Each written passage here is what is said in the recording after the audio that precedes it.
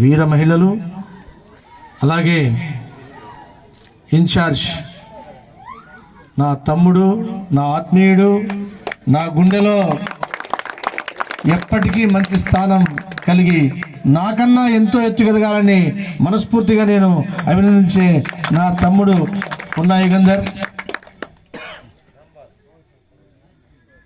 70 ఏళ్ల యువకుడు బొబ్బిలిపులి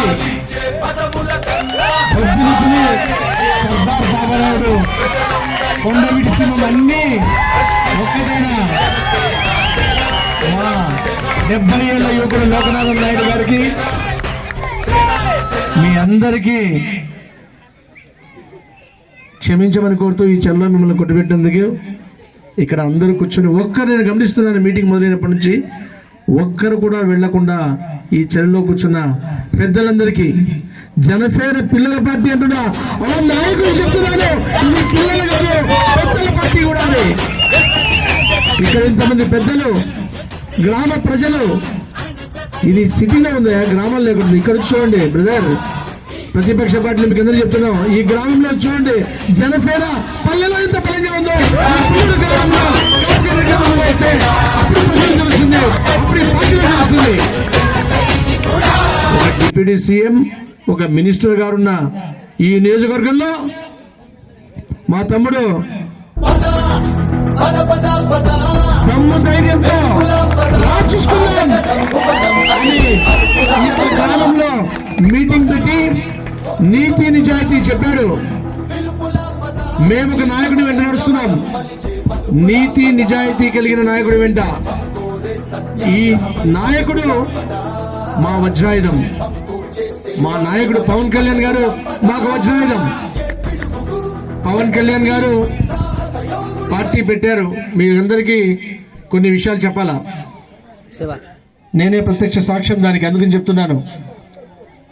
ఎంతో మంది ఎక్స్ మినిస్టర్లు, సిట్టింగ్ ఎమ్మెల్యేలు ఈ జిల్లాలో కాదు ఉత్తరాంధ్ర జిల్లాల్లో, ఈస్ట్ వెస్ట్ జిల్లాల్లో కూడా మమ్మల్ని వచ్చి ఆయన అపాయింట్మెంట్ ఇవ్వండి, మేము కంటెస్ట్ చేస్తాము అని ఎంతో మంది సీనియర్లు పవన్ కళ్యాణ్ గారి పార్టీలో చేరేదానికి ఉన్నా కూడా పవన్ కళ్యాణ్ గారు ఎందుకు సీట్లు ఇవ్వలేదో మీరందరూ దయచేసి పెద్దలు, మమ్మల్ని ఆశీర్వదించే పెద్దలు, గ్రామ ప్రజలు, పుల్లూరు గ్రామ ప్రజలు, కాపుగండ గ్రామ ప్రజలు మీరు తెలుసుకోవాలి. అలాగే ఈ డయాస్ మీద మీరు చూస్తే ఒక బొబ్బిలిపులి తప్ప మిగతా అంతా యువత, అల్లూరి సీతారామరాజు, భగత్ సింగ్ యువత లాంటి యువతతో ఈరోజు మన పున్నా యుగంధర్ ఈ యొక్క మీటింగ్ ఆర్గనైజ్ చేశాడు. అంటే ఈ భావాలు మావి కాదు, మా నాయకుడు పవన్ కళ్యాణ్ గారివి. ఆయన రొటీన్ పాలిటిక్స్ చేయాలనుకుంటే ఈరోజు ఎంతోమంది మినిస్టర్లు మార్చి 14 మీటింగ్ తర్వాత జనసేనలకి వరదలాగా వస్తున్నా ఆయన అడ్డుకట్ట వేసి వాళ్ళు ఎవరు రానిలేదు. ఎందుకంటే నేను నిర్మించబోయే జనసేన ప్రజల హితం కోరాలి.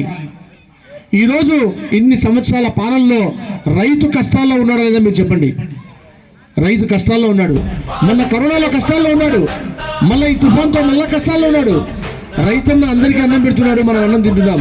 కానీ రైతన్న గురించి ఆలోచించే ప్రభుత్వాలు ఎన్నున్నాయి? ఈ రోజు ఉన్నాయా? ఈ రోజు మన ముఖ్యమంత్రి గారు ఆకాశంలోకి అలా చూసి వెళ్ళిపోయారు. పవన్ కళ్యాణ్ గారు ఏం చేశారు? పవన్ కళ్యాణ్ గారు ఏం చేశారు?